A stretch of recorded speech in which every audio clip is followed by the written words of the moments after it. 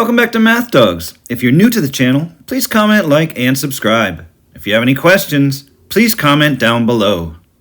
Problem number 1 says write the equation of the line in standard form. And the equation says y equals negative 3x plus 5. So right now the equation is in the slope intercept form, y equals mx plus b, where the coefficient on x represents the slope, in this case negative 3, and the constant at the end, b, or 5 in this equation, represents the y-intercept. This form is great for graphing. However, many times you need your answer in standard form, which is ax plus by equals c, where a, b, and c are integers, and a is larger than 0. So that means the a must be a positive coefficient, and a, b, or c cannot be fractions or decimals.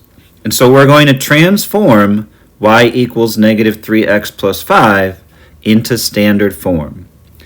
So I notice that the x term and the y term are on the left side in standard form. In the slope-intercept form, I only have the y on the left side. So the first thing that I'm going to do is add 3x to both sides in order to put the x term and the y term on the same side. So on the left side, I would get 3x plus y. On the right side, negative 3x plus 3x is 0, or as some people say, it cancels out. And 0 plus 5 is 5. And this equation is already in standard form. I have my x term and my y term on the left. I have my constant on the right. A is positive, and 3, 1, and 5, which are the numbers in the problem, are all integers.